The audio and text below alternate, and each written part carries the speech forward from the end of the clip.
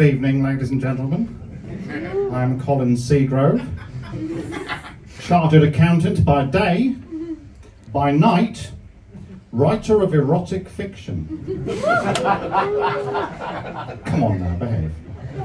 So I've decided to, as a special treat, I'm going to present to you one of my latest workings. So, you know, make sure you've got some tissues ready and prepare yourself to become hard and or moist, dependent on your genitalia. As I present to you an erotic story from the deep south. And I'm not talking about Croydon. Ah, comedy. This is called Blood in the Bayou. Lavinia Van Outhouse was the most beautiful woman in all of New Orleans. She had hair and a face and everything. But Lavinia's beauty was matched only by her great wealth. The Van Outhouses were one of the richest families in Louisiana. But despite her wealth and beauty, she had a secret that nobody knew about, because that's how secrets work. Lavinia Van Outhouse, or Lavie to her friends, was Nosferatu, a vampire, the devil's concubine, a creature of the night. She could go out in the daytime, but it made her go all sparkly and it was weird, so she didn't do that. It was a hot, sweaty Louisiana night, but Lavinia wasn't sweating because she was dead. She just finished drinking her bedtime orphan, but somehow, tonight, nothing could slake her thirst.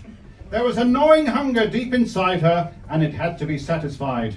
So she rang the bell beside her five-poster bed, summoning her manservants. The door to the bedchamber creaked open creakily, and 4 men entered the room and stood before her. Antoine, Etienne, Jérôme, and Ian. Antoine was tall and powerfully muscular. Etienne had a slender figure and pale, feminine features. Jérôme had long, luscious hair that framed his beautiful face and dark, intense eyes. And Ian was also there.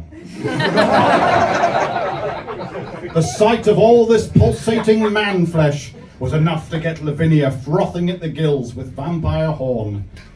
Tonight she would feast, not only on blood, but also on willies. She rang the bell a second time, and all 4 men jumped into action. Antoine and Etienne moved to either side of the bed, expertly undressing their mistress, running their masculine hands over her smooth shoulders and breasts. Jérôme seductively opened her legs, laying perfectly placed butterfly kisses that trailed from her calves to her inner thighs. Ian wasn't quite sure what to do. So he just sort of started slapping the top of her head awkwardly with his penis. Antoine and Etienne dropped to their knees and began playfully teasing her nipples, which stood to attention with wanton desire. It had been ages since she'd had Chinese. Jérôme's hot breath warmed her icy vampiric skin as his tongue traced perfect circles around her navel. Meanwhile, Ian had knocked himself unconscious, trying to take his socks off. But when Ian came to, he opened his eyes to an horrific sight. Antoine, Etienne, and Jérôme were sprawled out across the enormous bed, but they were not writhing about like people that were alive and doing sex. They were completely still, like 3 people that were dead, because they were dead. And in the middle of it all sat Lavinia Van Outhouse, panting and wiping fresh blood from her mouth like a jogger that's just ran into a tree. She reached out her hand and slowly beckoned him over. Ian was powerless to resist. Against his will, he found himself being drawn towards her, like someone being drawn towards something against their will. As he got closer, his heart began to beat faster. An electric tingle ran down his spine, going straight to his normal-sized genitals.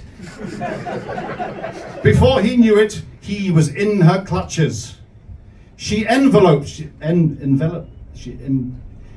her arms around his body. She tore at his clothes as their lips started a mouth-based embrace. Hotter and hotter, wetter and wetter, giving himself to her reluctantly like an Aberdonian lending someone a fiver. Hotter and hotter, wetter and wetter, writhing on the bed like a multi-limbed sex monster. Hotter and hotter, wetter and wetter, sweating and gyrating as he pumped his childbearing hips towards her. But it was too much. Too much physical sensation all at once for poor young Ian. With a low moan and a facial expression that made him look like a yawning giraffe, he spaffed himself. Thank you very much. You thirsty little monkey.